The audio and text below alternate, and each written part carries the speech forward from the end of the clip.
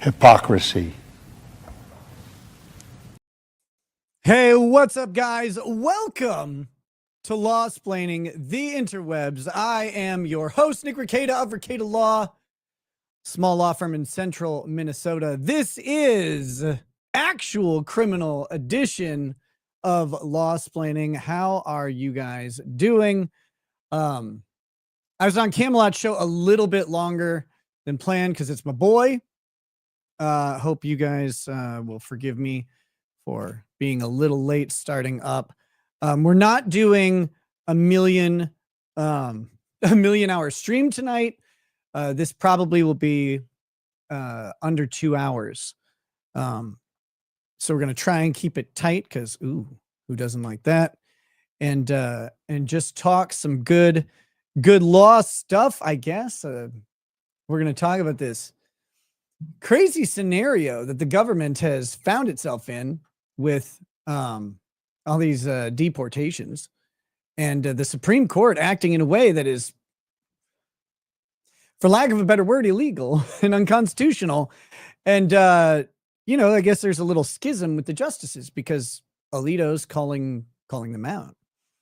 So we're going to talk about that for a little bit. We'll read through Alito's dissent. It's not long. He is old after all. It's 5 pages, and Justice Thomas joins him in that dissent, and it is a wild story if you don't know it.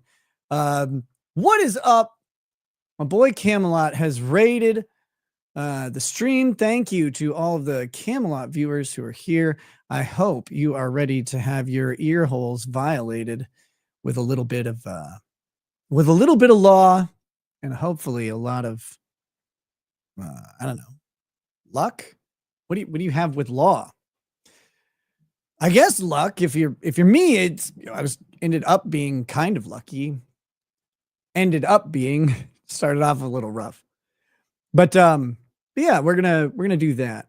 So I've got my sweet tea. If you don't know, I can't drink for a while, for a little bit of time, and so I'll be consuming and imbibing lots of Milo's sweet tea.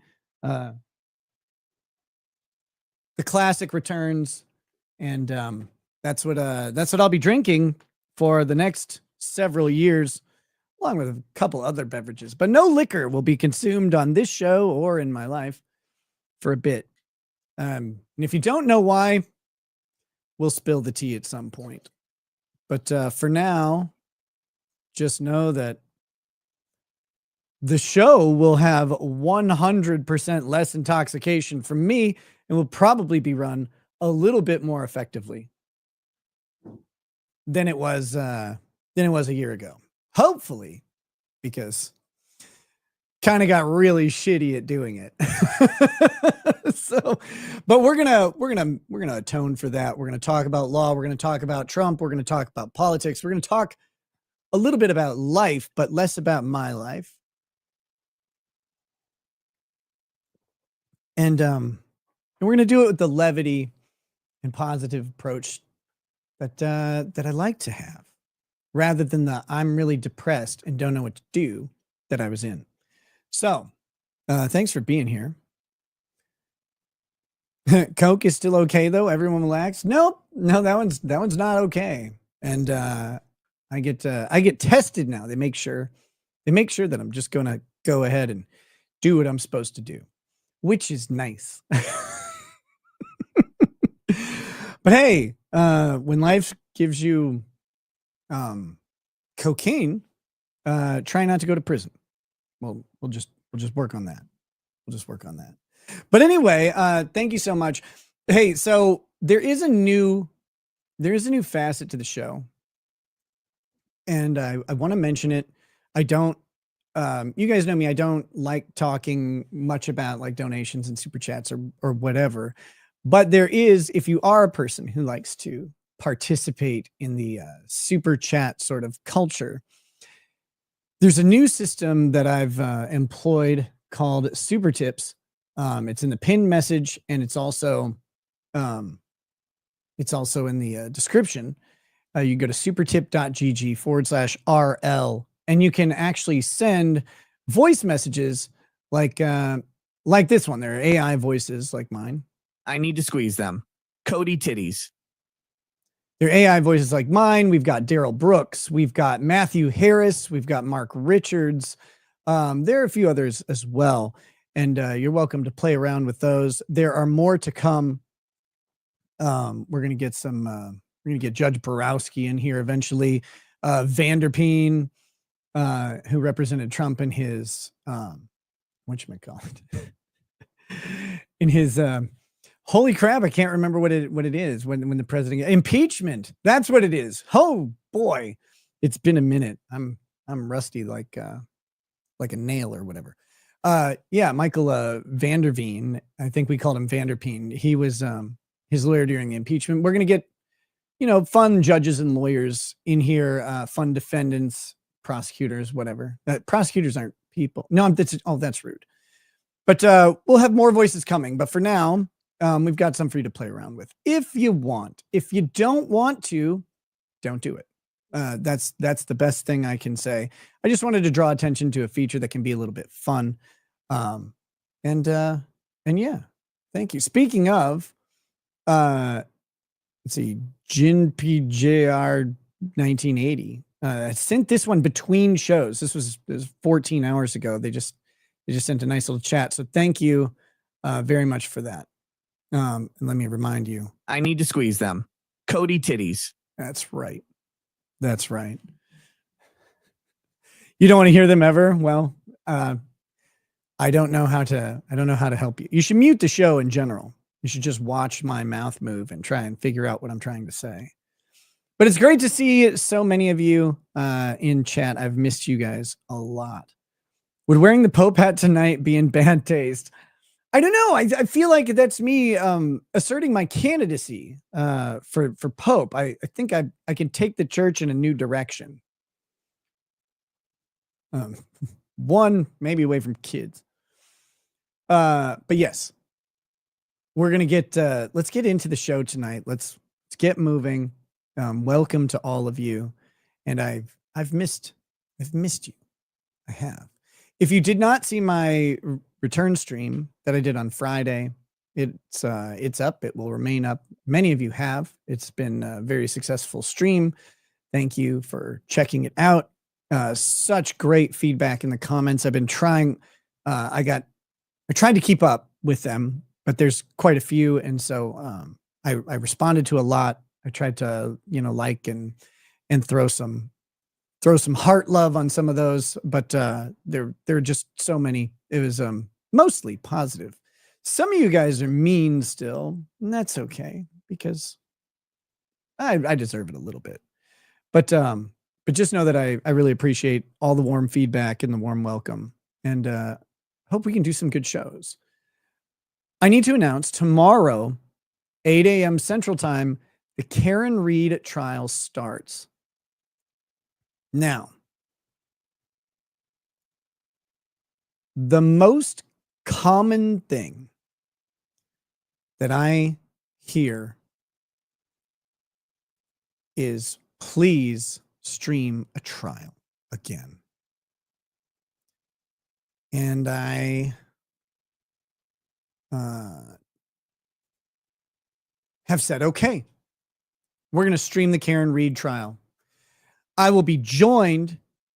We're going to try I'm not sure exactly how this works, but we're going to make it work. Andrew Branca will be co-streaming it with me. So we will be on StreamYard. We will be married together, intertwined in a love nest of broship. But it will be broadcast to each of our channels. So you can watch here, or you can watch on Branca's channel. Either one, we both look forward to having you guys around. But we will be watching Karen Reed trial as close to in full as each of us can do. I may have to step away and drive a kid somewhere for 30 minutes. The cool thing about co-streaming is that the stream will stay up. Bronco will just take over. If he needs to step away to go do something, in his life, I'll keep the stream running, just like if we had a guest. But since each of us will be a host, we'll each have control over what's going on, and it should work a little bit more fluidly than in the past. So hopefully that'll be a good experience, but it is going to be two boomers trying to figure out something new. So expect us to be screaming at the screens right away.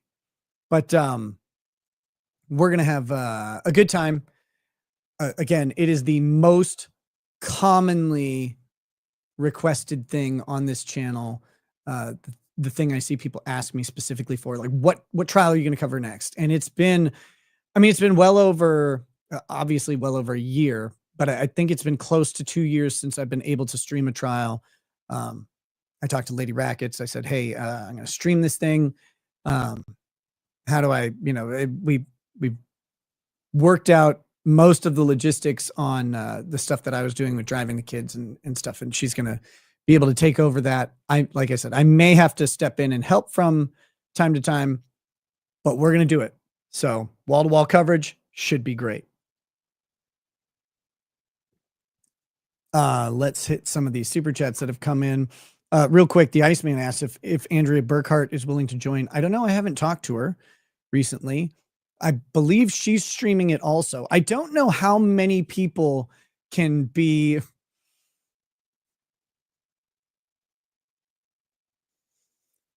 I don't know if you can have 3 people in this arrangement.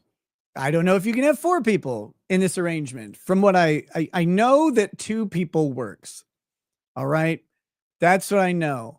And he's in Colorado. I'm going to gay marry Bronca on this trial streaming. I just don't know if you can add a 3rd or a 4th. It might fuck everything up. It might really be disastrous, but it might also be a lot of fun. I mean, who knows? Maybe we'll try it out. I'll have to ask Bronca if he's into it. God damn it.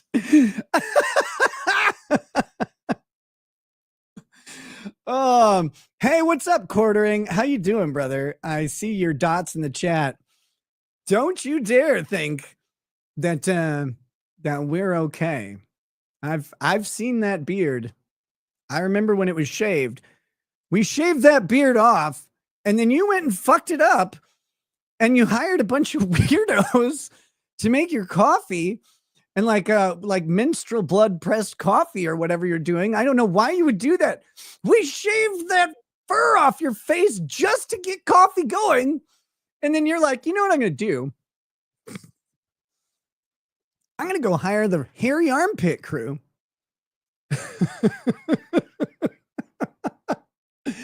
Dude, I hope that shit all gets worked out. I really do. I hope everything, you know me, dude. I want you to succeed, and I want everything to come up aces. So hopefully everything will be resolved. Seriously. Vag coffee is the next big thing.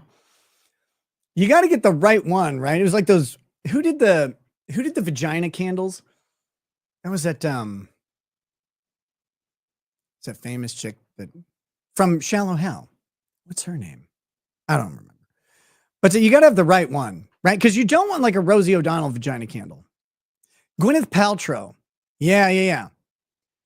Like a Paltrow candle versus a Rosie O'Donnell candle. One of those I think sells better than the other. I don't know. I guess we haven't tried. But coffee, you got a vagina brand coffee. I think that's the future. I think that would have done better in the first place. But no, man, I'm just messing with you, of course. And I hope you get everything resolved and things, some endeavors work, some don't. And get it. Just get it. Speaking of getting it, we do have some of these guys. We're no strangers to love. You know the rules, and so do I.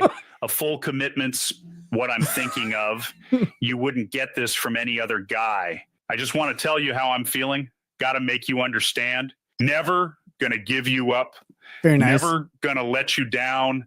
Never going to run around and desert you. Never going to make you cry. Never going to say goodbye. Never going to tell a lie and hurt you. So there you go. Those are super tips. You can completely piss everybody off with them, which is a feature, not a bug. Not a bug at all. Rick Nikita says, if the Pope hat isn't on, we riot. I can't put it on. If I put that thing on, white smoke will come out of my chimney. Stormcrow, I did get rickrolled. I did, but I'm okay with it. I'm okay with it today. So here we go. Oh, this will be great. Hey, Nick, IRU, still feeding that bitch. I pay with iPhones and keyboards to clip my show too. Make me look good. Why are you letting her clip hours of your show? When Alyssa was trying to ruin her life, she sucks. Guys, you just typically let the most expensive redhead at the trailer park just remain at the trailer park. Just let her be. Welcome back, Rackets. Now, frankly, you've pulled a lot of shit, and I can forgive most of it. But the one thing I can never forgive is your ludicrous claim that anime has bad story writing. How dare? How dare I? Shador, I'll give you this. I recently, because of magic, one of my favorite anime came back to Amazon Prime has it, I think. And it's Macross Plus. And I rewatched Macross Plus, and I was magnificently blown away. I had forgotten. Actually, no, I'm not going to say that. When I watched Macross Plus, 25 years ago, I didn't really understand the story in the same way that I do now. I'm a lot older. And life... when you go through some crazy shit, you start looking at things and listening to things a little bit differently. And so it's not like a special thing. You have new perspective. That story is much better than I give anime credit for. And so I will say that limited to Macross Plus, and there's probably others, but for now, just that, there is some okay story in anime. At least just one, though. Just one.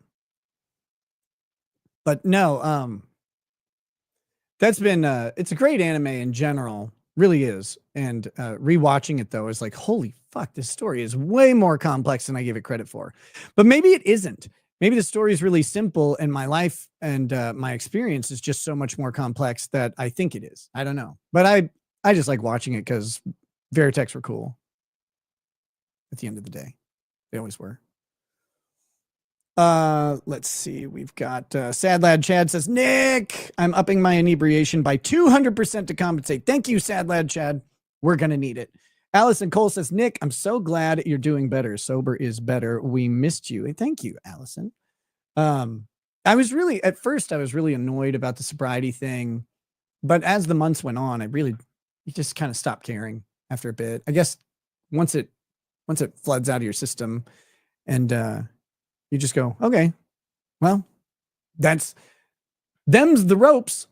This is what life is now. Let's figure out how it goes. So I'm good with it. It'll be fun. There's plenty of ways to have fun without substances. Like I don't know, you could jump off a bridge and end it all. No, I'm joking. That was a joke. Jesus, guys, calm down. Hold on, I'm trying to organize my chat windows. I need to pin the super tips link. I did. I can see it as a pinned message. Both on YouTube and Rumble. So if you don't see it, I guess you could refresh your window. Maybe that's it. Helena says, welcome back. You've been missed. Hey, missed you too, Helena. Hope you're doing really well. Blue Vara, welcome to lawyer status. Also, thank you for the super chat. He says, Nick rises from the ashes like a phoenix. No. I'll let the retarded phoenix role be left by Andy Worski. I would more come out of a pile of snow, I think. Ryan is trying, says, love you, boss, man. Hey, you too, brother. Hope you're doing well. Donnie J, welcome to Paralegal. GB, welcome to Paralegal.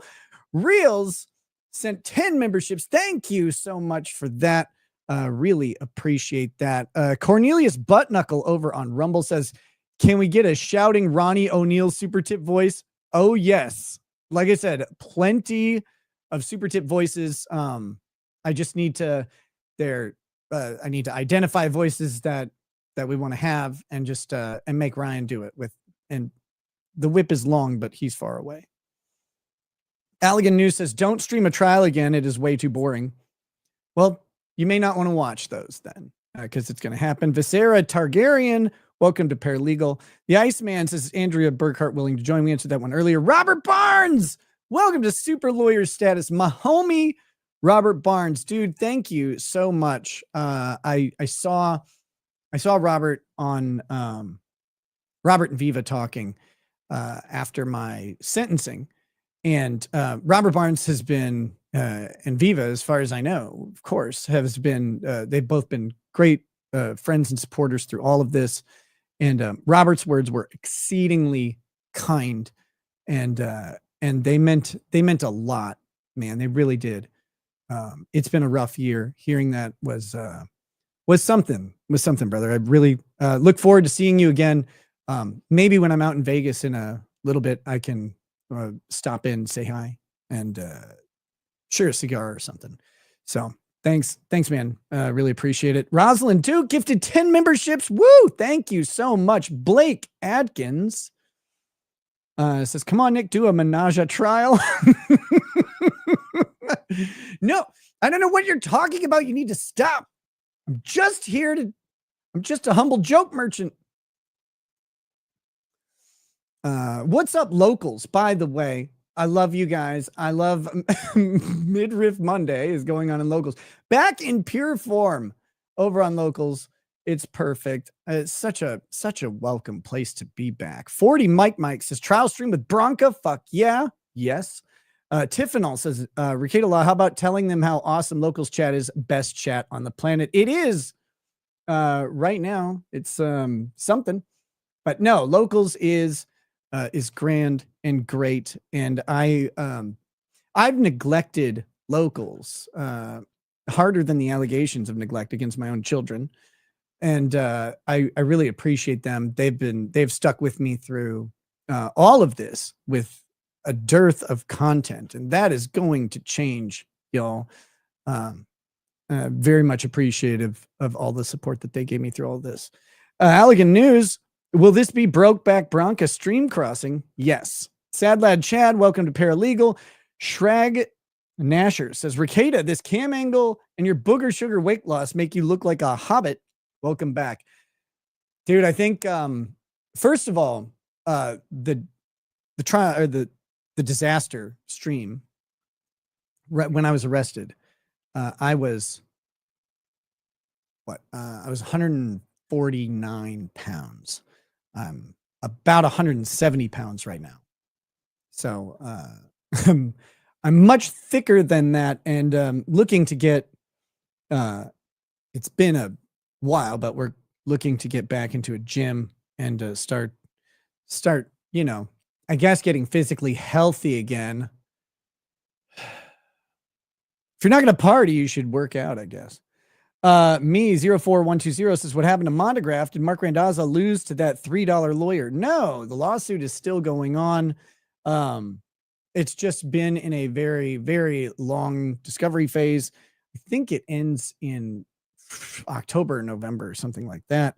But we'll see what happens here. Allegan News says, Dylan Mulvaney, VJ flavored coffee named Nutty Back Notes. Oh, come on. No.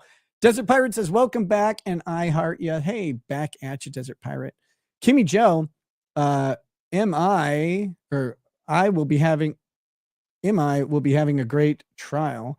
Biomom yeeted foster mom and boomed foster dad for taking her child away.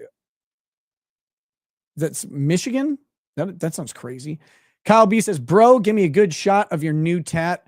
So it's, here it is. Here's most of my tattoo. It goes onto the chest there, but the snake tattoo that I started before being arrested is now fully finished. Of course, it's a representation of the Gadsden flag, and I like it. A lot of people hate it, which is perfect for me. So, but hopefully you enjoy that, or don't. I guess it doesn't really matter unless you want to come rub it or lick it or whatever. Nope, hell nope. Says I guess I'll have to settle for maybe one day enjoying cigars while you watch me drink a local LA bourbon from Prairieville. Yeah, man. One of the things about me is like I don't mind if other people are drinking around me. It doesn't make me want to drink. Sometimes it makes me want to like, fall off a cliff because if a bunch of people are like fully drunk and you're not, that can kind of suck. But other than that, like it doesn't bother me. So I love hanging out with people, and if they're going to drink or whatever, I'll definitely smoke a cigar or just hang out, talk. I'll drink a cherry Coke. Steve Robertson, can't wait for the trial stream. Fell in love with the channel watching trial streams. I've learned so much from you and your panels. Hey, thanks, man. Glad to see you're back. I'll drink the whiskey, you tell the jokes. That's an agreement I am good with. Leroy Gom, hey, man, welcome back. Missed you, dude. Couple more over on Rumble, and then we will, we got some super tips here. We got grounds. We gotta send some more of those in so we get some grounds to be said correctly, but see if we can refine that AI voice a bit. But yeah, we've got a couple super tips, couple Rumble rants, and then we're gonna jump into this Alito dissent. This thing is crazy, and I want to like tell you the story of what happened, but Alito does it in the dissent, and it's wild. The Supreme Court engages in what they basically accuse the president of doing, or the legislature of doing when they exceed their constitutional authority. And they do so in just a crazy way that doesn't have any purpose for one, any discernible purpose, but they acted proactively. The Supreme Court is not supposed to work that way, but they decided to. So we're going to let Alito describe it, but then I'll hopefully get some principled discussion about it, because I've missed talking about government power. Oh, hey, you guys want to hear a quick, juicy detail from my legal woes? From my legal woes. And if Robert Barnes is still in the chat, this will be fun. In the midst of our family case, because we had two cases going, we had a family case, and then we also had my criminal case. I guess Lady Raggeds had a criminal case too, but it was mostly going to be mine once things got to the right spot where I could negotiate away her case. In the midst of the family case,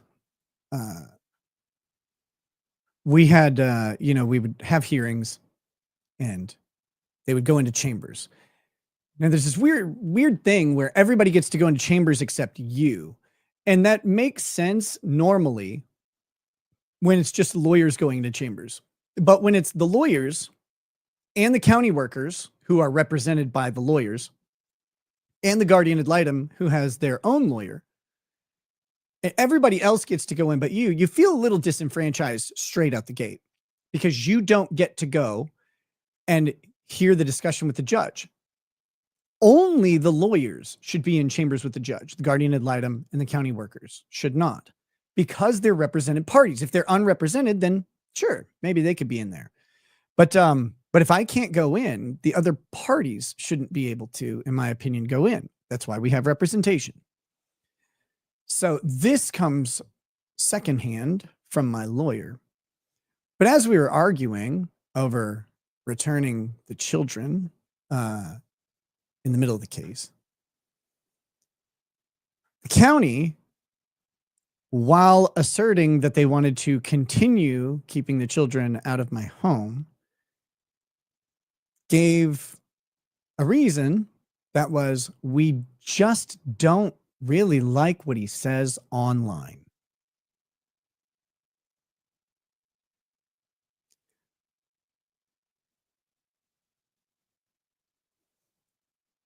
Now, the great thing about that is there's nothing you can do about it. And that is just a taste of what Lady Rackets and I were facing during this fiasco and why it was so fucking frustrating. I don't know if you guys know, but there's an amendment that addresses exactly what was said there.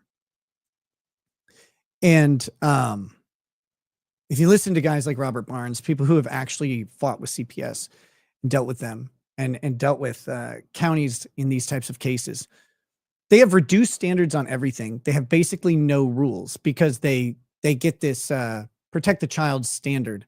And they, in a criminal case, you have to get beyond a reasonable doubt. But in a family case that involves juvenile protection, they only require a preponderance of the evidence.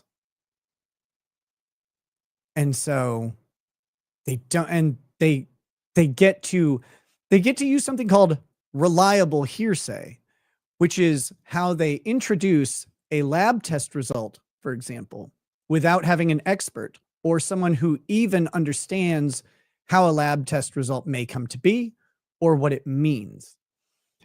They don't need to introduce anything. They literally just read numbers off of a document, even though they don't understand them and have no qualifications to discuss them or determine what those numbers might represent. That is what you deal with. Now, here's the best part. You can fight. You can try and fight, but remember the reduced standard you're under. You're basically under a civil law standard against a government that is representing itself against you and employs the judge. You can fight. If you fight, they don't let you see your children. And that's legal for them to do. And you can't fight that either because they don't have to let you see your children.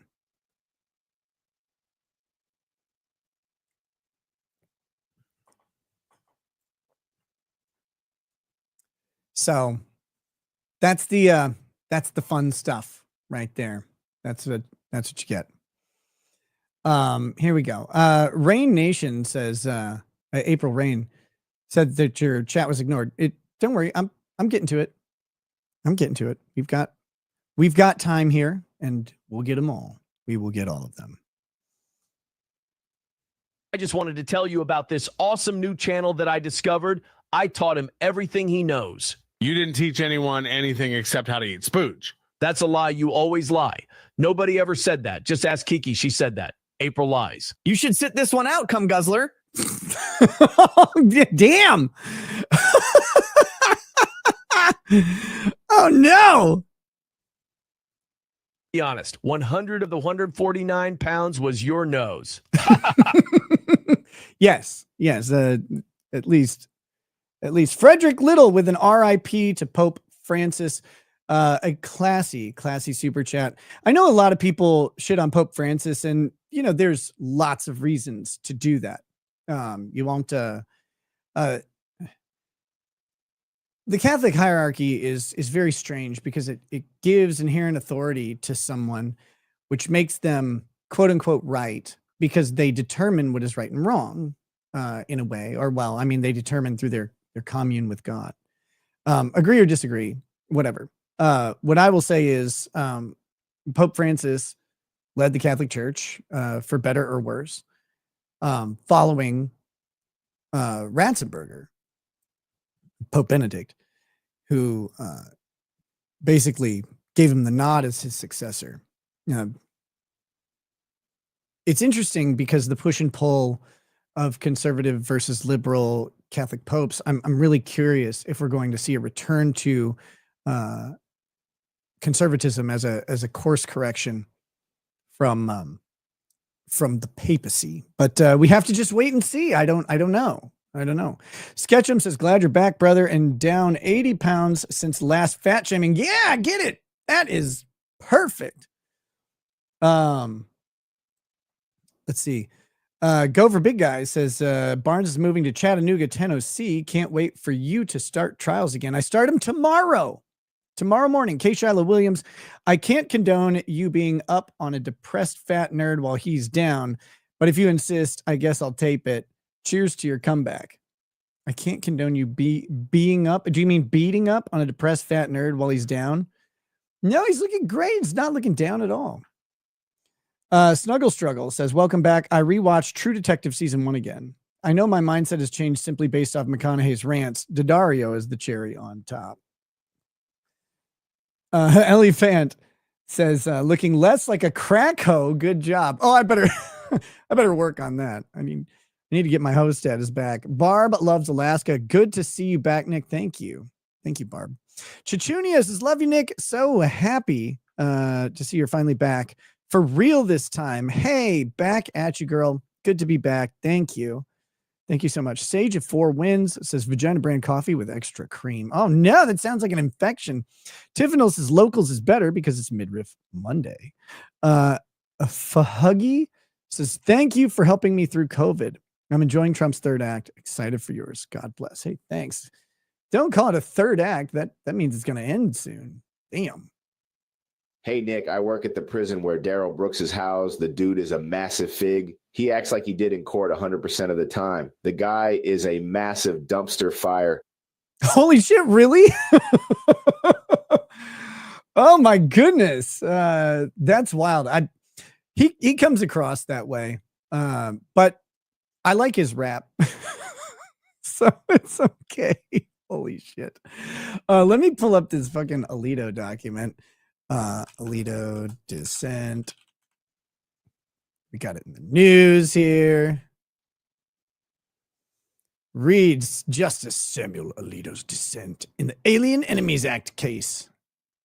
I don't want to. No, fuck you. Stupid. Hold on.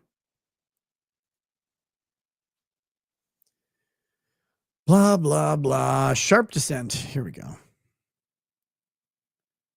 I just need to figure out where to put it.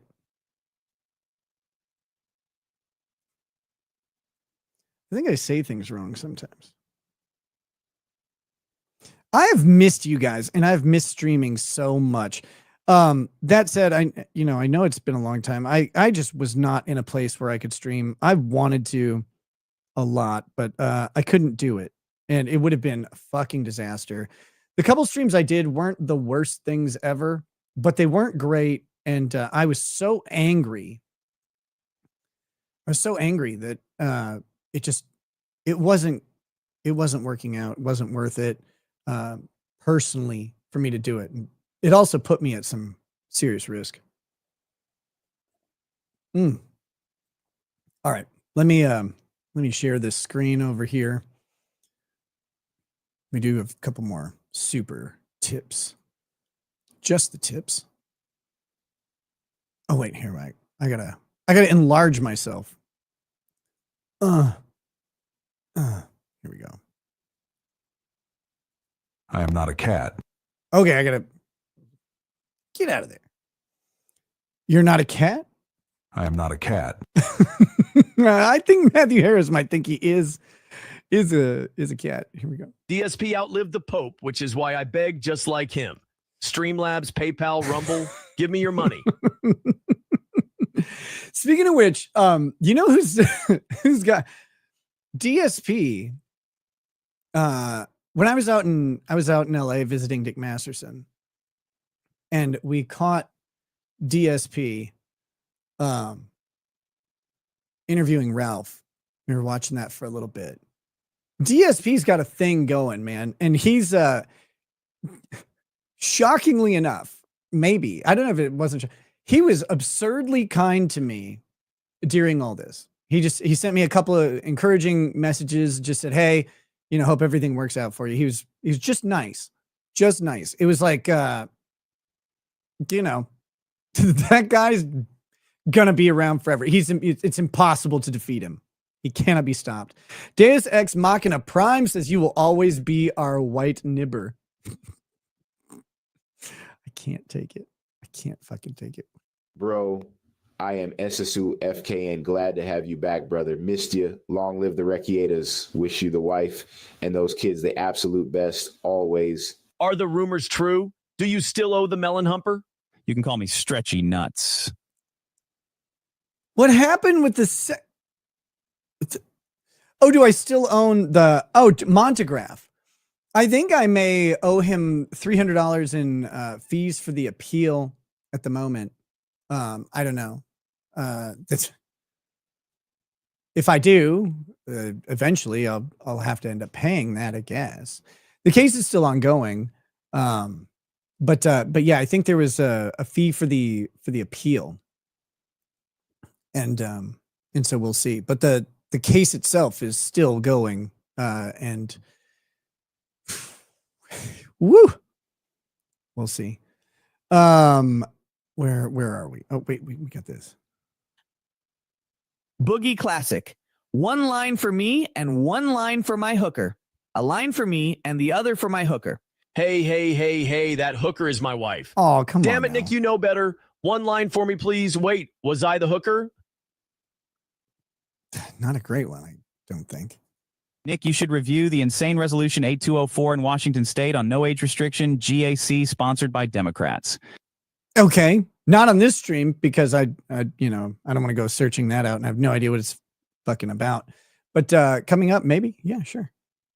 It has come to my attention that Aaron is using the gym to build models. He is building a NIG 44. No, I said I was coaching a model on how to climax. I said I was the ooh bomber. What the fuck? What is happening? Some of you people will have no idea who some of these voices are or why. That's okay. They'll all become part of it at some point. I don't recommend you look it up. Okay, here we go. This is from the Supreme Court of the United States. This is an AARP et al. Versus Donald Trump, President of the United States, on application for injunction. Justice Alito, with whom Justice Thomas joins, dissenting. So, all right, that I don't want to fit with. I don't want to fit nothing. Oh my God. Oh, can we get this to... Ah! Somebody kill me. Where's the little scrolly window? Do I have to... Curse you, Windows 11. We'll just keep it here at 100%. Fuck this stupid thing. All right, so shortly after midnight yesterday, now this was filed April 19th, so we're talking about April 18th, which was Good Friday. Good Friday, the day that I was sentenced in my case.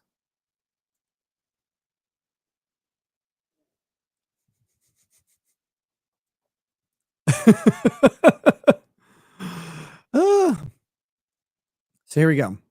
Shortly after midnight yesterday, the court hastily and prematurely granted unprecedented emergency relief. Proceeding under the All Writs Act, 28 U.S.C. 1651, the court ordered the government not to remove a putative class of detainees until this court issues a superseding order. Although the order does not define the putative class, it appears that the court means all members of the class that the habeas petitioners sought to have certified, namely, quote, all non-citizens in custody in the Northern District of Texas who were, are, or will be subject to the March 2025 presidential proclamation entitled Invocation of the Alien Enemies Act regarding the invasion of the United States by Tren de Aragua and or its implementation. That was a fucking mouthful, but it's a specific group of detainees who are set to be deported under this Alien Enemies Act, which is an 1800s act that has been around and is still purportedly good law. So this is the citation is to a motion for class certification in number 125 CV59 in the Northern District of Texas, et cetera, et cetera, et cetera. So we'll get to what that means, but they're making a class, or they're motioning for class certification for a class action lawsuit so that all of them can be represented together as they are all similarly situated. sufficient. They're alleging that they are similarly situated, sufficient to certify them as a class. The government would want to oppose this. They would want each of these individuals to have to fight individually rather than as that class. And what they would want to do to prevent certification is to show that there are significant and sufficient differences between each of the individual members to prevent them from being legally similarly situated. And what they'll say is each one of their situations is unique. And when we're talking about gang members, MS-13 gang members, for example, when you're talking about that, oh, that's a better look, I think. Maybe not. But when you're talking about MS-13 gang members and deportation, it can kind of go both ways. Just because you're in a gang from the same country doesn't mean that you have the same arguments against deportation. Your arguments against deportation as an illegal immigrant tend to come down to questions of amnesty. Is there some reason that the U.S. must grant you basically humane reasons to remain in the country? In this case, this is a Venezuelan gang, I believe, and their argument is that a return to Venezuela or deportation to El Salvador in a temporary measure subjects them to treatment based on politics or some other classification at the hands of government that puts them at serious risk of inhumanity, for lack of a better word, that they would be tortured, that they would be treated outside of the bounds of human decency. And therefore, they should be granted amnesty and allowed to stay in the United States, would be the argument. The problem is, do all of these guys face that in the same way? And I have no idea. Like, if you're in MS-13 in Venezuela, are you going to automatically be treated in a way that that is inhumane or in violation of international law or anything like that? I don't know. If they're all treated the same, then sure.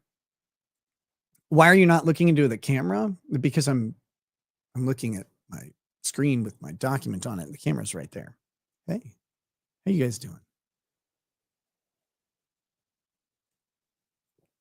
It helps me. It helps me to look at the screen. But I can look here if you'd like.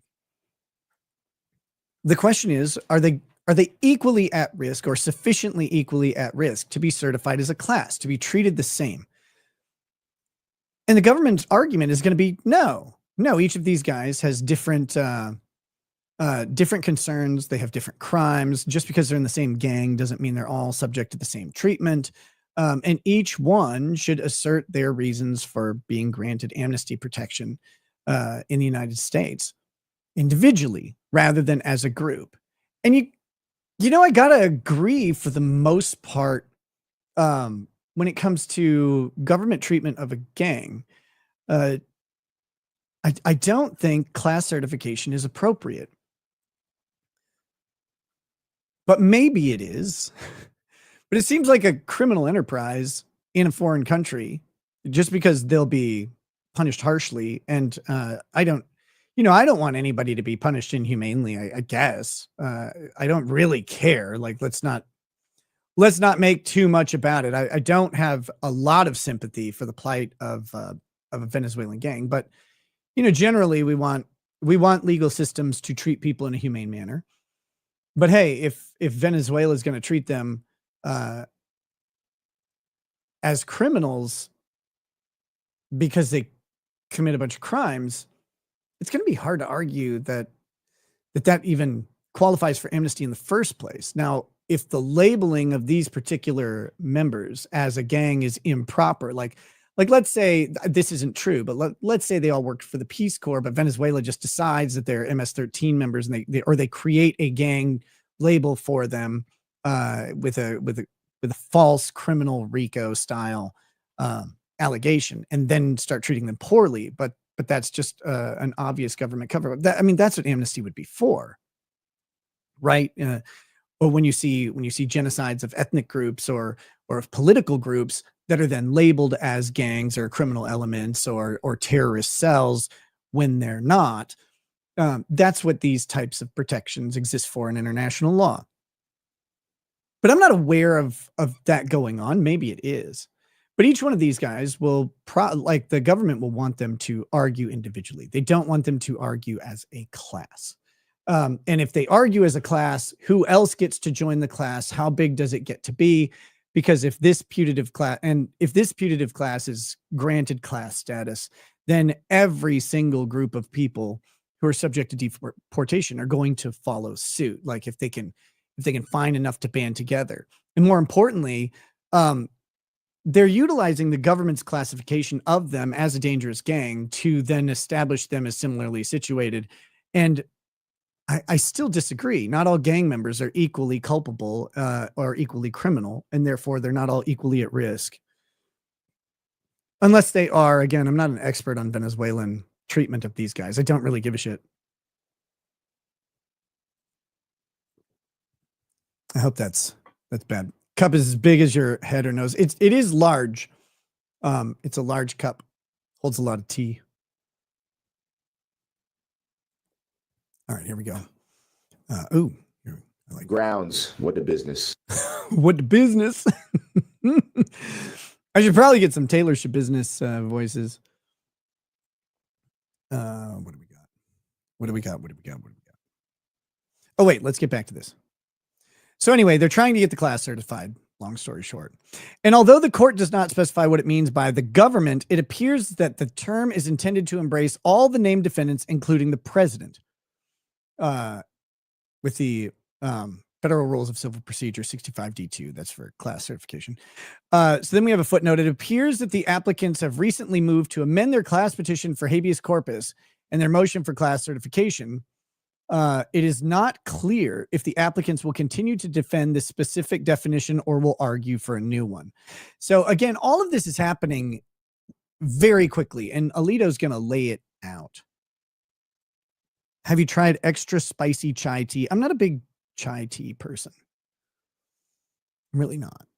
The court did all this even though, now this is where Alito gets serious. You know Alito is serious because he has dropped bullet points. And these bullet points are actually really devastating. And they go through some legal points and constitutional concepts that are pretty important. Let's see. Let me grab a couple of these super chats though. Raggedy Man says, "Hey Nick, welcome back. Keep it unbreaded. Hey, you too." Stalin Falcon says, "Good to see you back." 63 months. Stalin Falcon. Holy shit. That's a long time to be a member of this channel. Thank you so much. Coach Cum Guzzler sent a super sticker of a pie. Ellie Fan says, "Oh no, Cat Boys infiltrated Streamlabs. Help." Streamlabs. Justin says, "Please call anyone a binger." Justin, you're a binger. Take that.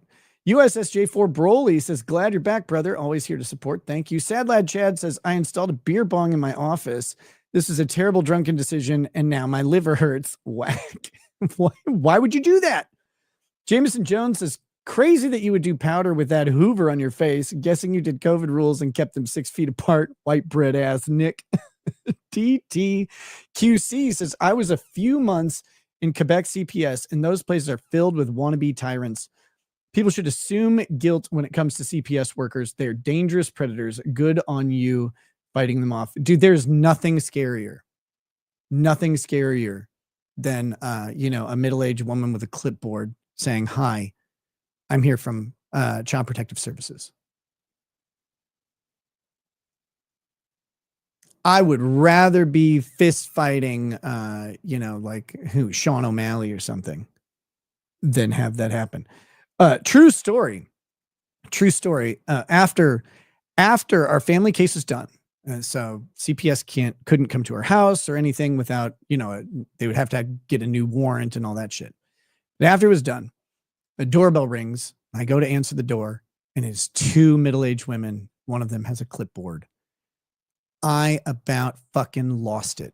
I didn't know if I was going to make it through. It turns out they were Jehovah's Witnesses.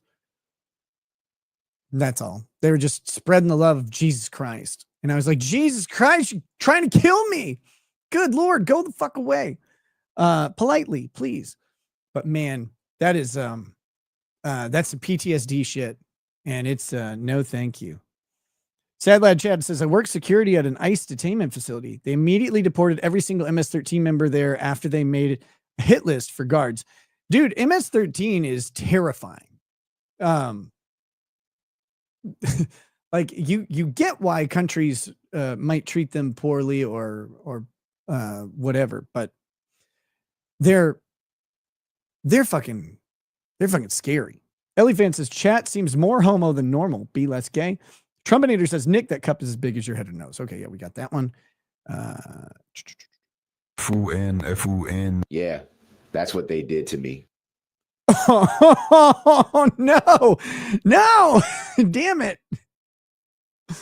Give the chat what it wants. Russell Greer voice option. Suck me my penis. That's a great idea. Yes. Oh my good. I hadn't even thought of Russell Greer voice option. Oh my goodness. Brilliant. Justin says, yes, Nick, you made my whole 2024 and 25 calling me a binger. It's been a bad year on my side too. Thanks, man. Truly. Dude, let me do this for a second. I'm sorry. Justin. I went through some really dark times. Really, really fucking dark times. I never thought I would be where I was, both just like from a legal perspective and what I was going through that way, but really from mental place. It was very bad. My life was in utter shambles, and I was terrified of what was going to happen, where things would end up. In the midst of it, I would get these little nods from, you can call it God or the universe or whatever. Me, I call it God. He's always had my back. And there were times when I would ask someone for help, or someone would reach out, and it was just the right time. Right before my stream on Friday, for example, I was a little nervous going into it. And I got a notification. It was just to check my stats on Rumble, which I've never really looked at the Rumble stats. And I was a little nervous coming back to do a stream. I clicked on it, and it just said total views on Rumble. It was 48 million views and some change. And I was like, holy shit. Now, I cleared over 100 million views on YouTube a long time ago, but I've been on YouTube a lot longer than I'd been on Rumble. So to see that and be like, dude, this is what you do. It was just that little nod. It was, I got you. You may have had a bad year. You may have been going through dark times, but brother, you got to walk across the valley to climb the next mountain.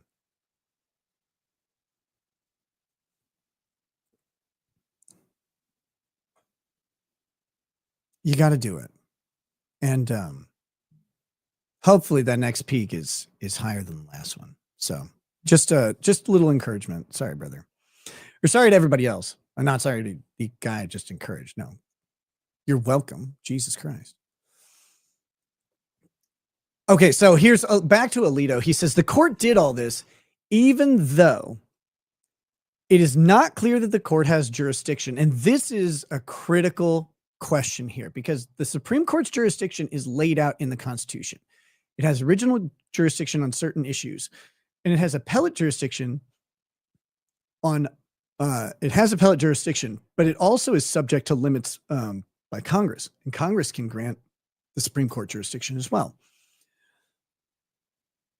It is not clear that the court had jurisdiction. The All Writs Act does not provide an independent grant of jurisdiction. So the Supreme Court uses the All Writs Act to say, well, basically they have the ability to enforce writs from writs, orders, whatever. They have the ability to enforce them. Again, necessary or appropriate in aid of a court's jurisdiction, et cetera, et cetera, et cetera. But here we go. But Alito is saying the All Writs Act does not provide an independent grant of jurisdiction. So 28 USC 1651 permitting writs necessary or appropriate in aid of a court's jurisdiction. So it permits the court to make writs so long as it's again in aid of an exercise of the court's jurisdiction, but they have to have jurisdiction to be able to grant a writ. They can't just make jurisdiction because they want to make a writ. I hope that makes sense. They can't just grant themselves jurisdiction. They have to have it already. And that's Clinton versus Goldsmith. The express terms of the All Writs Act, quote, confine the power of a court to issuing process in aid of its existing statutory jurisdiction. The act does not enlarge that jurisdiction. Therefore, this court had jurisdiction only if the Court of Appeals had jurisdiction of the applicant's appeal. And this is where things get really messy. See Section 1254, granting this court jurisdiction to review cases in the Courts of Appeals. And the Court of Appeals had jurisdiction only if the supposed order that the applicants appealed amounted to the denial of a preliminary injunction. So that's see Section 1292A1. But here, the order that applicants appealed was what they viewed as the district court's constructive denial of their request for a temporary restraining order. So what happened here is they say that they requested relief from the court and the court did not act in a reasonable time. So it was a constructive denial. Now we're going to get to the details of that in a second. But the court didn't actually issue a ruling in this case, which is where the jurisdiction question comes into play. Because if the court didn't issue a denial, they can't appeal it to the Fifth Circuit. The Fifth Circuit wouldn't have jurisdiction. It would still remain with the district court. Lots of lawyers really want the district court to rule on their case, and they can't just run to the appeals court and say, we're appealing it because the district court hasn't ruled, therefore it's constructively denied. That's not a thing. They kind of just made an end run here. And the weird thing is the Fifth Circuit kind of took up the question, but that means that it's still a question. So the district court's constructive denial of their request for a temporary restraining order. That is, the district court did not actually deny their most recent request for a TRO, but they inferred that it was constructively denied because the district court failed to rule on that request before the expiration of a truncated counsel-imposed deadline. So the filing lawyers told the court how fast the court needed to issue the order, which we'll have in just a second. The denial of a true temporary restraining order is not appealable. And here, it is not clear that the applicant's TRO request was actually denied. Indeed, in an order issued last night, the Fifth Circuit held that it lacked jurisdiction for this reason. So the next bullet point. It is questionable whether the applicants complied with the general obligation to seek emergency injunctive relief in the district court before seeking or asking for such relief from the appellate court. When the applicants requested such relief in the district court, they insisted on a ruling within 45 minutes on Good Friday. And that is what he was talking about in the previous paragraph. It was a truncated counsel-imposed restriction. Can you imagine a lawyer filing in court and saying, court, you have 45 fucking minutes on Good Friday. You have 45 minutes to make this ruling. In the afternoon, even. When the district court did not act within 133 minutes, they filed a notice of appeal, which the district court held deprived it of jurisdiction. So the district court says, okay, well, it's out of our hands. And it goes up to the Court of Appeals. However, that ruling may not be correct at all. The district court doesn't necessarily lose jurisdiction by not ruling, like it on this non-rule based timeline. So it is doubtful that this aborted effort satisfied Federal Rule of Appellate Procedure 8A1C. So just because the district court finds that it doesn't have jurisdiction and now it goes up to the appellate court has to determine if it has jurisdiction because there's a jurisdictional question. And if they determine that they don't, because the district court didn't actually issue a denial that would then, so it's not appealable yet, then they'll just return jurisdiction back to the district court. Actually, they'll return it down and order the district court to retake jurisdiction over the case. So we still don't know if the appellate court is even supposed to be hearing this. And if the appellate court isn't hearing it, then the Supreme Court can't. When this court rushed to enter its order, the Court of Appeals was considering the issue of emergency relief, and we were informed that a decision would be forthcoming. This court, however, refused to wait, but under this court's Rule 23.3, quote, except in the most extraordinary circumstances, an application for a stay will not be entertained unless the relief requested was first sought in the appropriate court or courts below, or from a judge or judges thereof. So again, the court has a rule that says only an extraordinary circumstance case, the most extraordinary circumstance case. The deportation of gang members is not the most extraordinary case, especially when they're not being deported back to their home country. They're being deported to an intermediary country, El Salvador.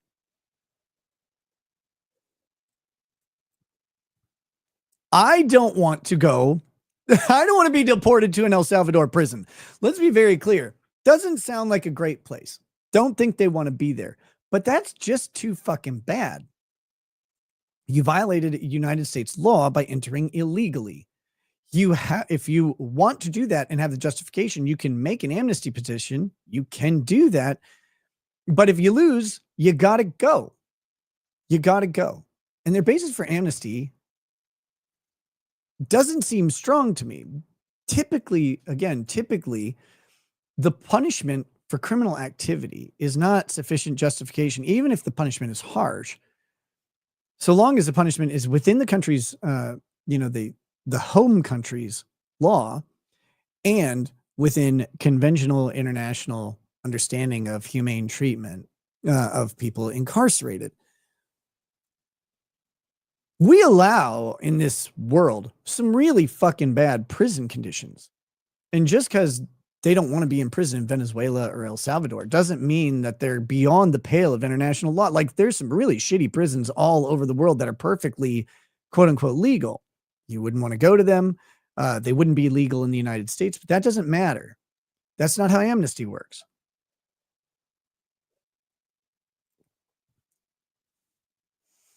Okay, so here we go. The only papers before this court were those submitted by the applicants. So that's the other thing. The government hasn't even responded yet. The court had not ordered or received a response by the government regarding either the applicant's factual allegations or any of the legal issues presented by the application. And the court did not have the benefit of a government response filed in any of the lower courts either. When the applicants first raised their allegations in the district court, that court provided the government with 24 hours to respond and was poised to rule expeditiously. But the district court dissolved the government's obligation to respond after counsel for applicants filed their hasty appeal, which in the district court's view deprived it of jurisdiction to rule. So translation of that, when they said, hey, we want a ruling within 45 minutes, the district court said the government gets 24 hours to respond. Very fast, by the way. Being forced to respond to something like this, which is a complex issue, within 24 hours is already a very fast timeline. And we're talking about they'd be responding on Holy Saturday, right? Good Friday is when all this is happening. The court's saying, no, respond on Holy Saturday. This is a holiday week, a sacred week for many of the people involved. But the court says, no, this is it. But then once they filed their appeal, district court says, fine, government doesn't have to respond. Fuck you guys. Because we don't have jurisdiction, so it doesn't matter what their response is. So he goes on, the papers before us, while alleging that the applicants were in imminent danger of removal, provided little concrete support for that allegation. So again, they're saying they're in imminent danger of removal, but where's the evidence that the Trump administration is going to remove them within 24 hours, for example? Because that's the timeline that they're actually on in court, is this 24-hour timeline for response. So they're going to be removed before that. Are they going to be removed between mid-afternoon on Good Friday and mid-afternoon on Holy Saturday? We don't know. Members of this court have repeatedly insisted that an All Writs Act injunction pending appeal may only be granted when, among other things, quote, the legal rights at issue are indisputably clear and even then sparingly and only in the most critical and exigent circumstances. Again, being deported because you entered the country illegally and you're being deported as a criminal gang member back to your home country, or actually to an intermediary country where you could presumably be retrieved before being sent all the way home, doesn't come out to be the most critical and exigent circumstances in my mind. And the legal issues are not indisputably clear because the government can easily raise arguments that these guys are not certifiable as a class. They can actually raise an argument that class certification in this case is impossible because unless each one is charged with the exact same criminal activity, then their class certification almost necessarily cannot occur. If one guy's charges an assault and the other guy's is a murder, presumably their punishments are going to be distinctly different. Now, maybe not. And if their punishment is going to be the same, regardless of their criminal history or alleged criminal activity, then you're probably closer towards class certification. But I find that unlikely, even though they're going to get treated harshly, it seems like. That doesn't mean that every one of their crimes are going to be identical or identically treated. And if there's a difference in how they're going to be treated, then they can't be a class.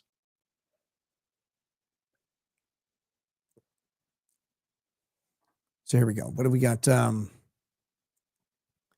this is, the most critical and exigent circumstances. So this is from South Bay United Pentecostal Church versus Newsom. Roberts concurring in denial of application for injunctive relief at that time.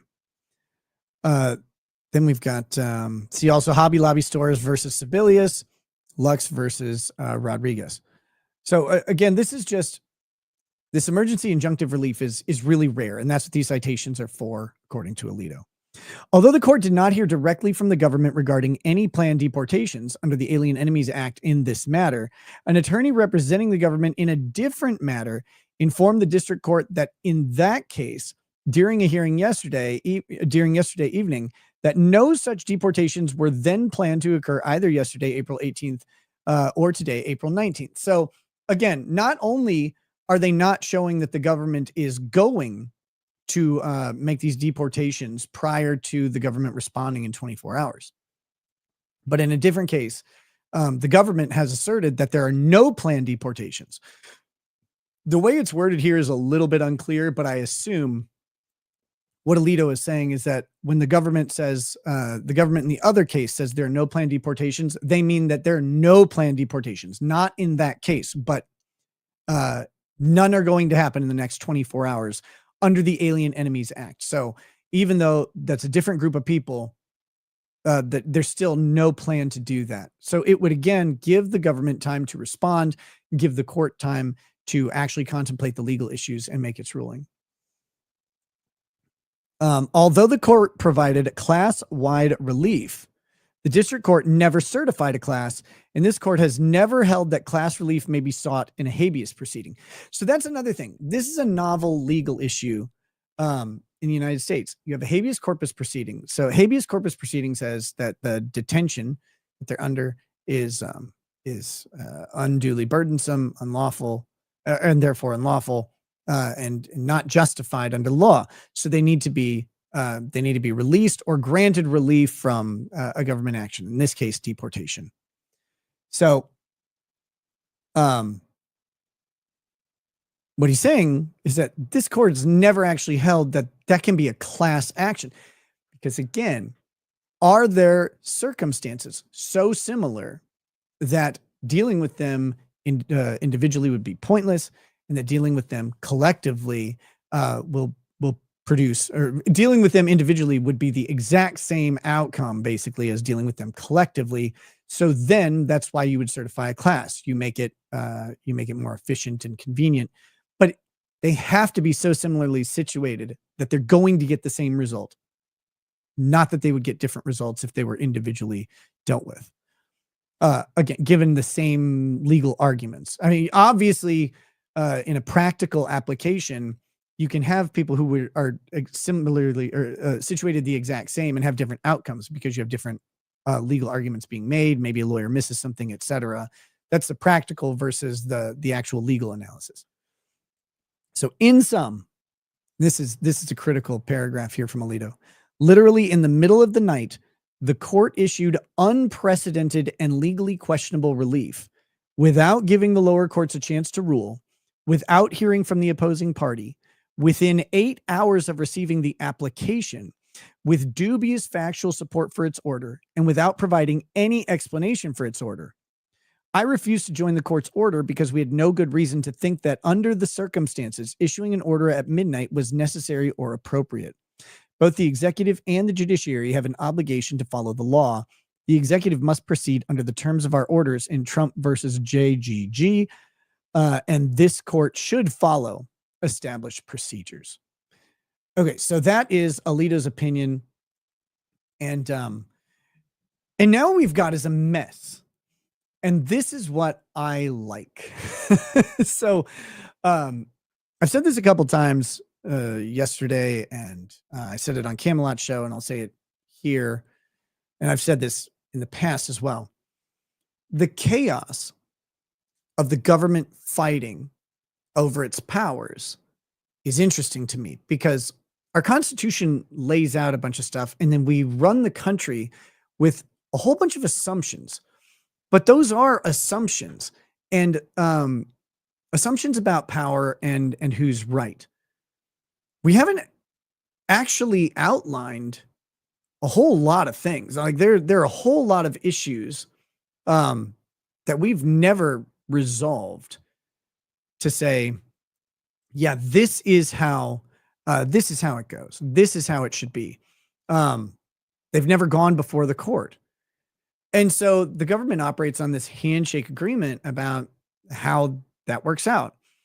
And for a while, it does work. One of the easiest ones to kind of point to that touches all three branches of government and is obvious in the Constitution with its language, but confusing in application. It's the fact that there are 9 Supreme Court justices. Now, why?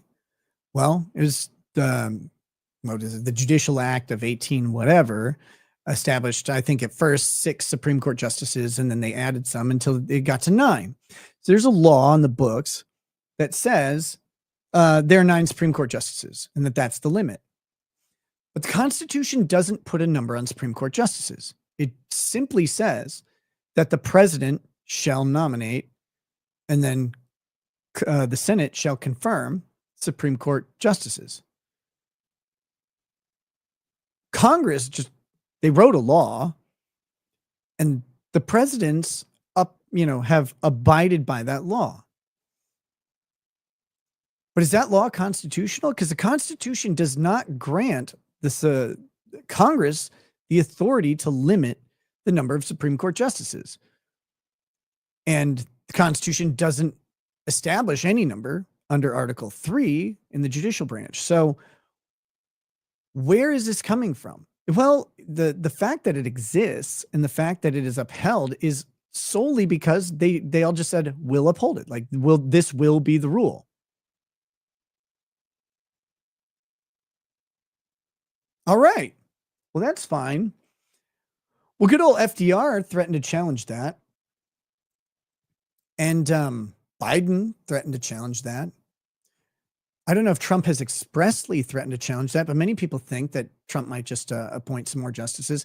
And the real question is, what happens if you do it? Now, if you have the presidency and the Senate sufficient to, like if you have a supermajority in the Senate sufficient to nominate and confirm Supreme Court justices, who's going to stop you? Who's going to stop me? Right? Like, who's going to stop the president from making the nomination? And how? How are they going to do so? And that's a crisis waiting to happen, because if the president nominates, let's say somehow Republicans get a supermajority in the Senate and Trump's like, all right, here we go. And he starts nominating people. I want Elon to be Supreme Court justice. I want. He just keeps going down the line. He appoints a bunch of Supreme Court justices, and he appoints enough that his guys will outweigh the existing Supreme Court. So then we have a crisis on our hands because there's a court that now has, we'll say, it's got 9 seats now, but let's say it moves up to 19 seats. So you appoint 10 people to overrule the 9. Well, the 9 are going to likely say that that Trump can't do that. But it's the president and a supermajority in the Senate. And that's what the Constitution says. They'll point to the Judicial Act. And then you go, well, but that's not constitutional, is it? And then what do? Now you have a broken court. But how can the 9 deny the right of the 10 to be there? Just because there's a law that was written in the 1800s that says so? Just because they followed it doesn't mean it's real. These are the things that I find really interesting, no matter what side of the political aisle you're on, because we've never resolved this. Same thing with presidential pardons. Can the president pardon himself? I don't know. Yes? Maybe? No? Who knows? Maybe we'll find out. Maybe Trump will do it. Maybe not. Biden pardoned his whole family. Can he do that? Yeah. Yeah, actually, if you read the Federalist Papers, it's pretty clear that Hamilton, I think it was Hamilton who wrote it. I can't remember which paper it was, but they intended to allow both familial pardons and even corrupt pardons. That's the power of the president incorporates the corrupt pardon, and that it's almost an unassailable power. So then you get back to the question: can the president pardon himself? Well, I think so, but maybe not. We don't know. It's never been tried.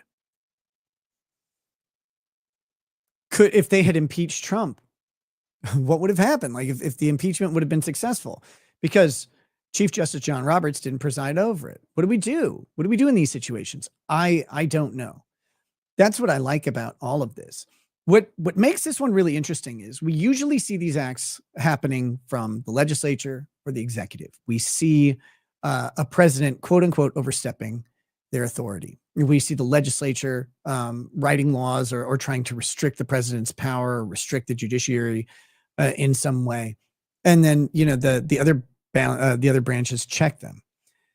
The one branch that doesn't get checked very often is the Supreme Court. They kind of have this air of being the end word on the law. In fact, Marbury versus Madison, the Supreme Court says we state what the law is. They're right because they make it. They've determined what the law will be when they make their ruling. So they can't be incorrect. That's a strange position to have, because when they step out of line, what happens? This move by the Supreme Court, if it is a preview or precursor of what's to come, they are setting up the actual judiciary to fight the actual executive in a way that risks destroying all credibility of the court. And when the Supreme Court loses its credibility with the public is when the Supreme Court loses its power. Because the only thing that you have to uphold the court's authority is impeachment of the people who don't respect that authority.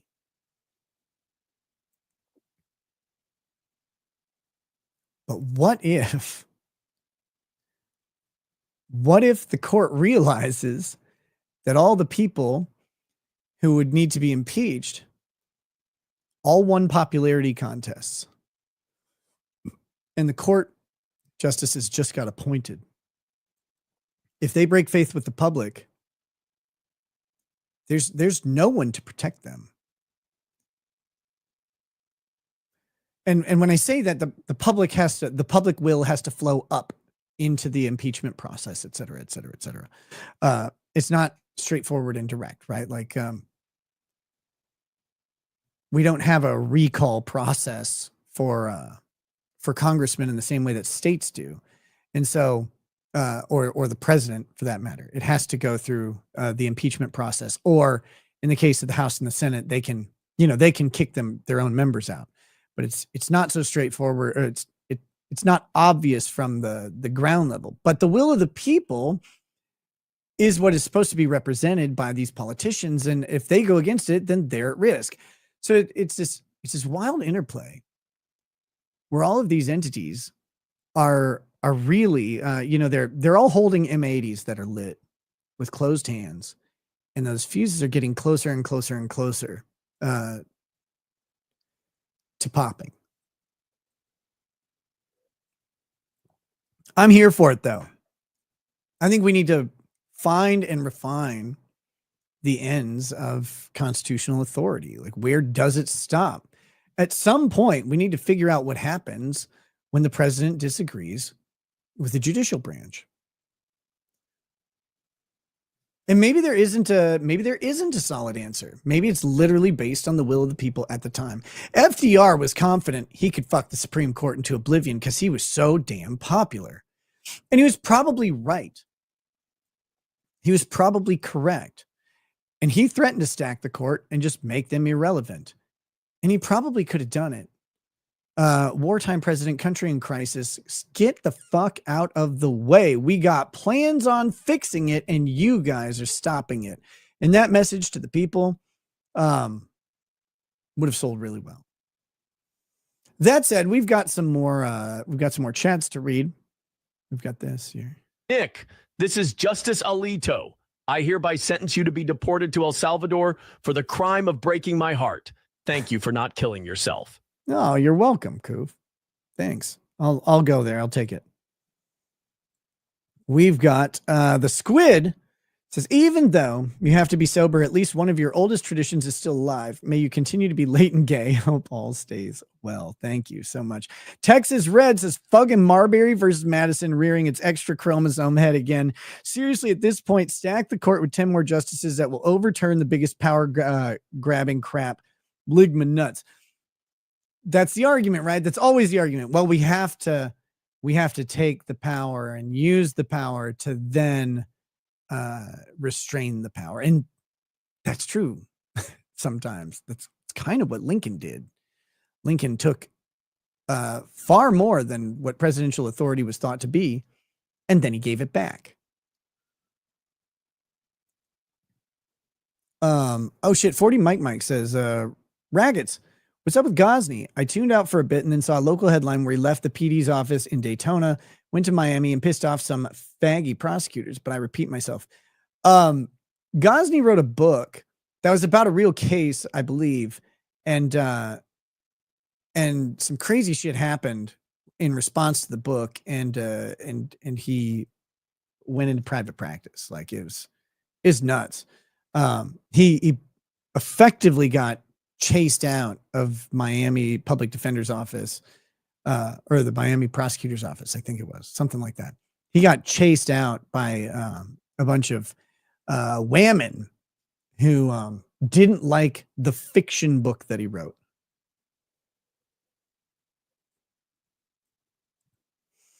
Kind of insane. Iceman 1014 says, hey, semi-serious question.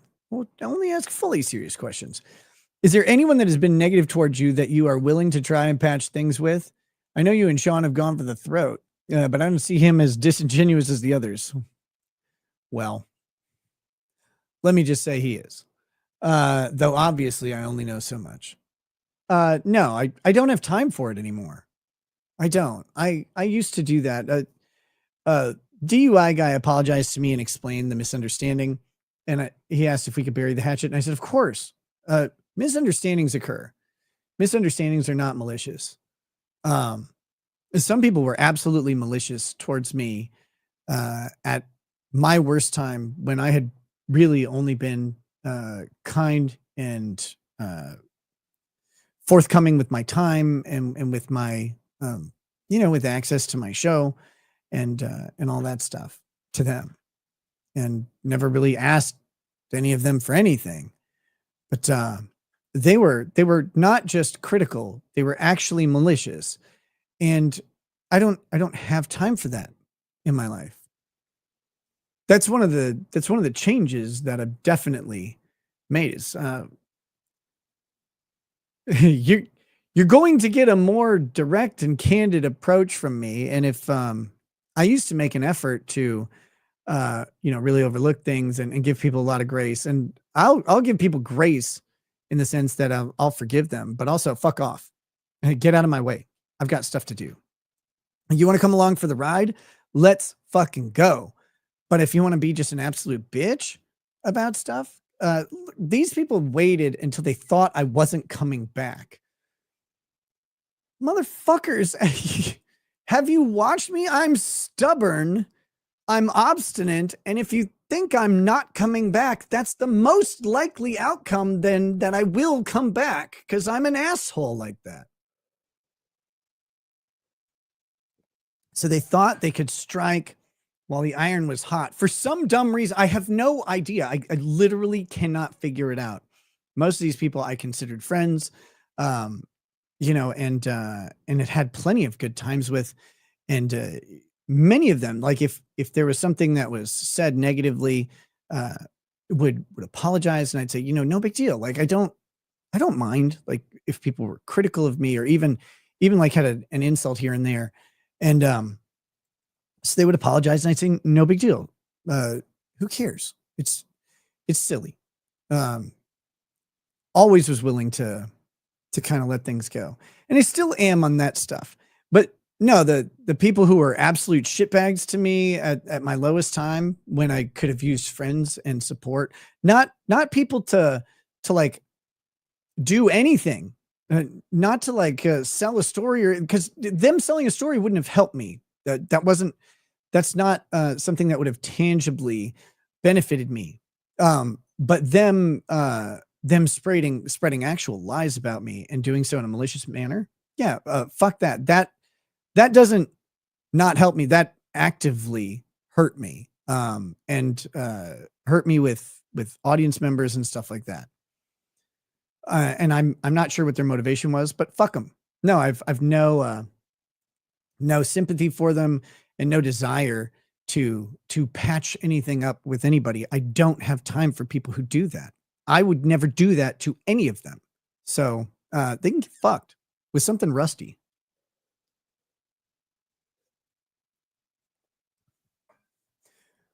Here we go. Give me my mouse. This is from Jordan Patterson. Says, Nick, glad you're back, man. Missed your show. As a fellow fuck up, I'm glad you seem to be doing better. Much love to you and your family. Hey, thanks. Really appreciate that. Always been a fuck up, just not in this specific and as devastating of a way.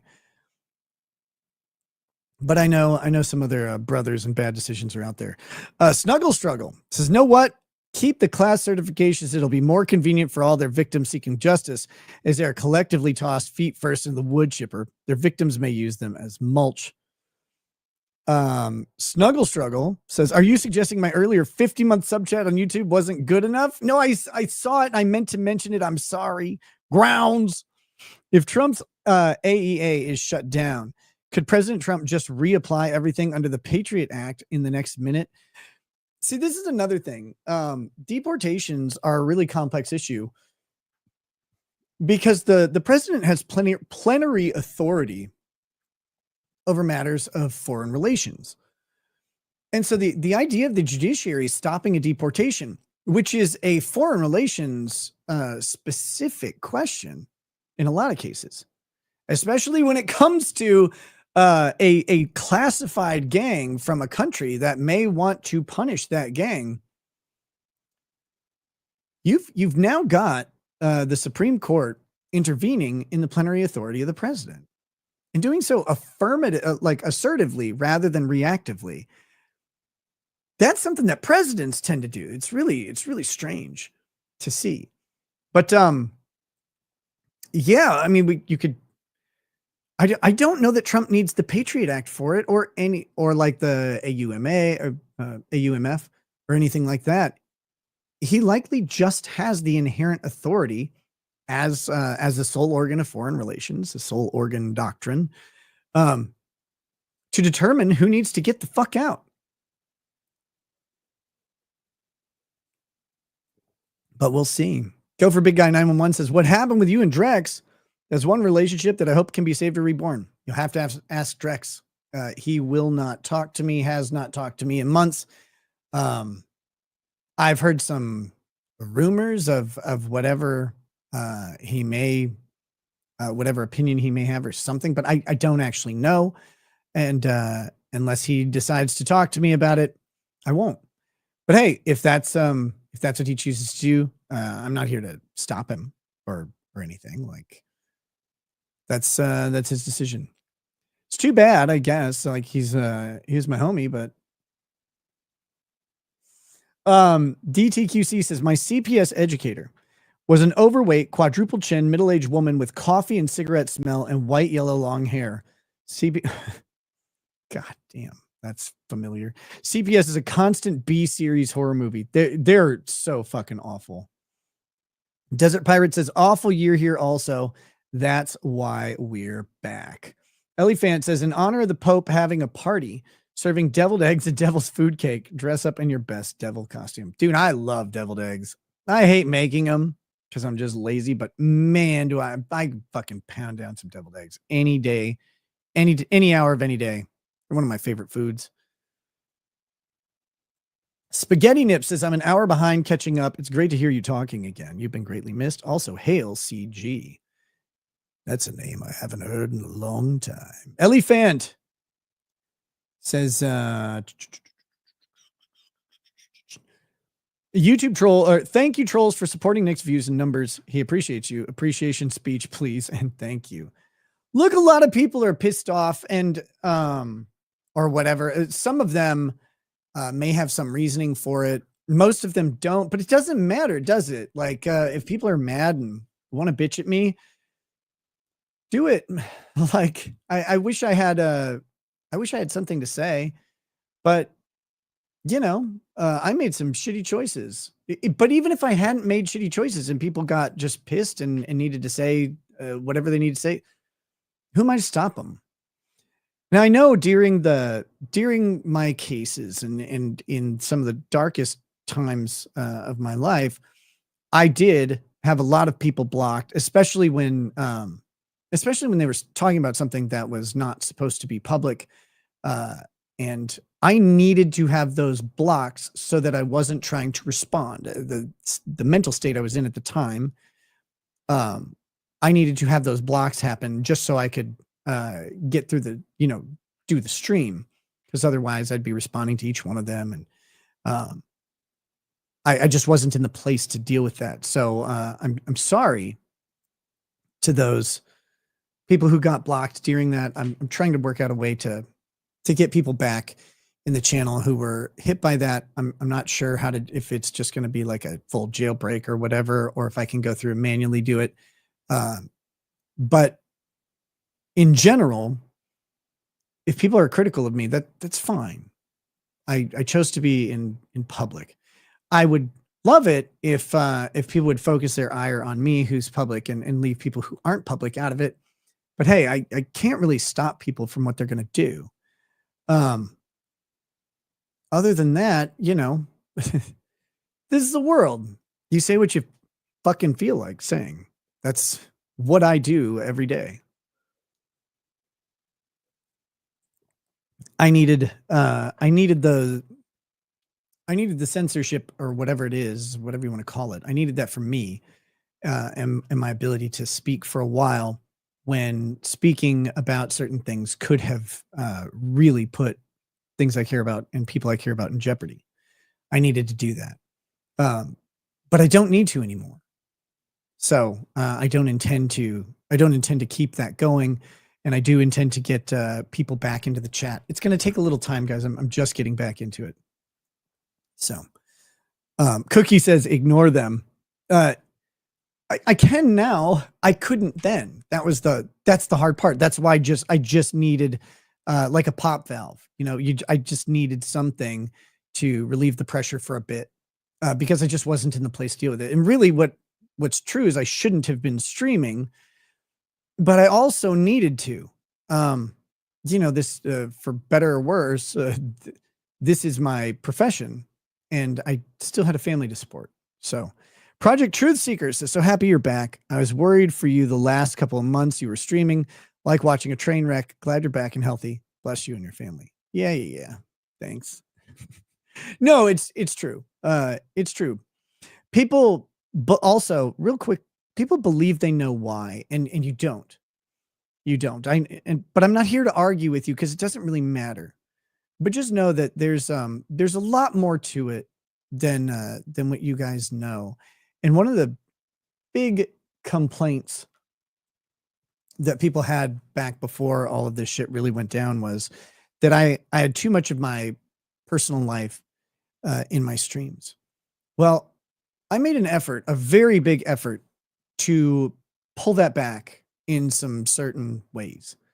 And then other people just decided that I was no longer entitled to any personal life ever. Nothing could be private.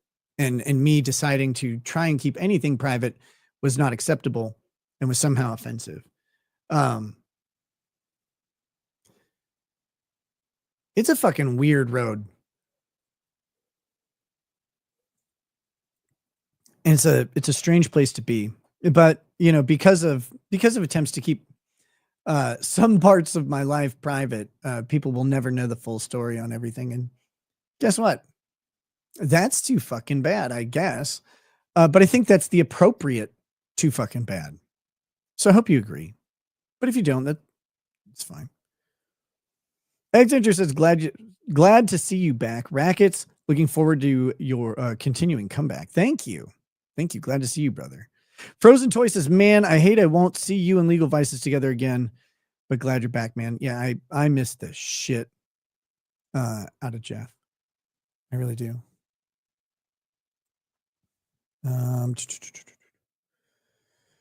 Sad Lad Chad says, your DGen streams with Drex are still my favorite, but I miss the legal conversation so much. So happy to have you back. Most of the focus is going to be back on the legal and fun. There will be, guys, it's me. There's going to be some degeneracy sprinkled in here and there. But let's keep it so people can watch this show and recommend it to other people. I had brought the show to a place where that wasn't something you could do. Like, you couldn't rely. I didn't want people that I knew to ever watch a show. I would tell them, don't watch it though. Like, that shouldn't be what I'm saying.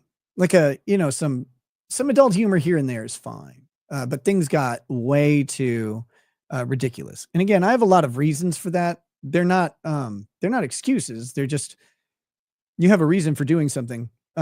Those reasons are not sufficient for what it was, but hey, it's what happened. It's what I did. And now we'll do it different. Track media only. I may be totally wrong, but didn't we already have a mess though? Yes. We have a lot of messes in this country. That's the crazy thing. The Alien Enemies Act doesn't require a hearing with a ruling. Didn't SCOTUS effectively legislate it by adding to the law? Yeah. And that's what Alito says. He says it in a different, on a different legal point, but yes. We've got Pink Like Peachy says, please check out HB 321312 in Colorado. If parents don't affirm transition/pronouns of their children, CPS will take children away, putting parents in self-defense situations. Missed you. It's fucking, CPS is horrifying. And these types of bills are really, really scary, mainly because, it's, I'm not defending transitioning children. You guys know my opinion on that. People do whatever the fuck you want when you're 18. I don't care. Do whatever you want when you're of legal age. Go for it. Transition, chop your arms off, add a bunch of dicks to your face. It doesn't matter to me. There are things out there where you really like, they're good questions about where parenting ends, like where parental rights end. I'm kind of an extremist on parental rights. So like, but I'm saying there are good questions of people with different mindsets than me. And that's fine. This cannot stand. And one of the main reasons is because if your children are anywhere near any public institution, the fact that they will be propagandized and poisoned into a position of seeing transition as transition or gender identity as legitimate at a time when they're undergoing questions of identity just generally, like that. Children go through questioning identity. It doesn't always mean gender identity, but that's what it's becoming. And the propagandization and the permanency combined of those conversations and that influence from mentors or teachers or medical professionals is terrifying. And it cannot be allowed to own or supersede parental rights. It just can't. Again, people want to do whatever they want to their body when they're over 18. I don't care.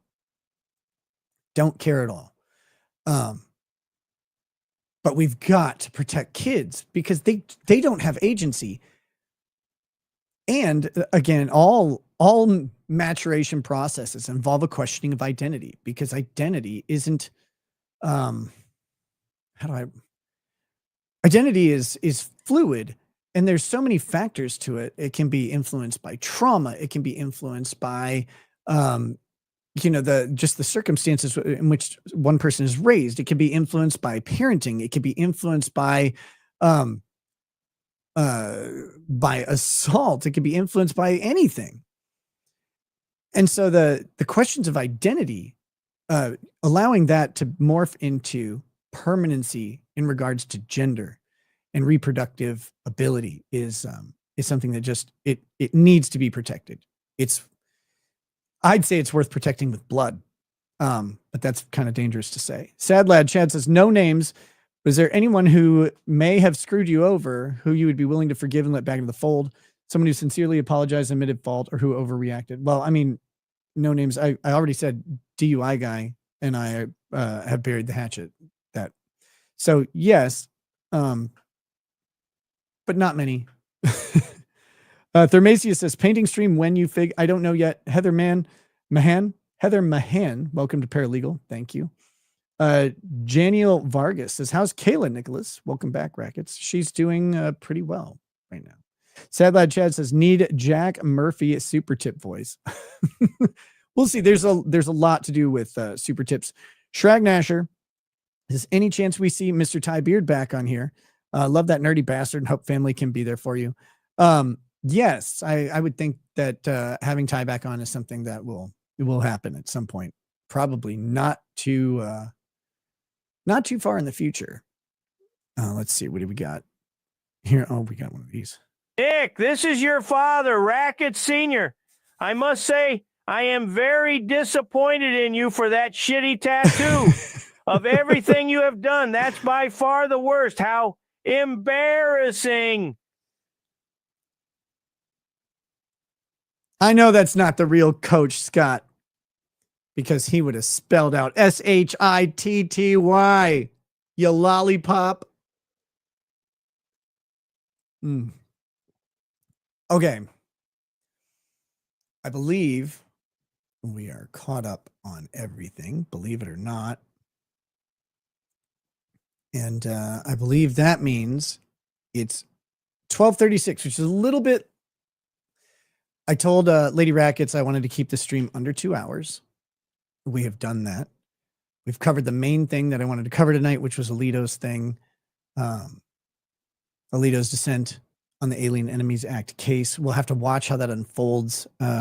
There's so much going on in the government right now that I've been aching to talk about, that it's hard to actually pick what to talk about. But we'll be watching it. We'll be talking about these things. But most importantly, tomorrow, 8 a.m. Central Time, Karen Reed trial starts. I will be co-streaming it with Andrew Branca. We will have wall-to-wall coverage of this thing between the two of us. You can watch it on my channel. You can watch it on his, whatever you want. But I will be here, and we will be we'll be bringing back this live streaming trial thing, and we're gonna have a good fucking time, I hope, and watch this insane case unfold before us. So I hope you guys are ready for that. I don't know that I am, but again, 8 a.m. Central tomorrow morning, be here. I need to log off so that I can get to bed so that I can be up. With that, guys, I'm going to bid you all farewell. I don't have an outro song right now. I mean, I do. Should I play it for old time's sake?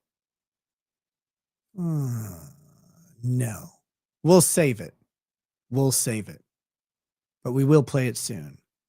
There's no actual restriction on me playing it, but just we're not going to do it tonight. I'm going to go to bed. I'm going to see you guys tomorrow, 8 a.m. And let's fucking remind people how to do these trial streams, okay? Because it's been a little bit embarrassing out there. I've got to say, the numbers have been sad. The thumbnails that I see are sad. Everything about it looks boring. And it's almost like people forgot that the jokes and levity can exist alongside serious discussion, and legal analysis occurs, and also practical analysis. But not everybody who talks about this stuff is human, so they're not always good at figuring out how you deal with humanity. All right, y'all. I hope you have a good night. We'll see you tomorrow. Peace.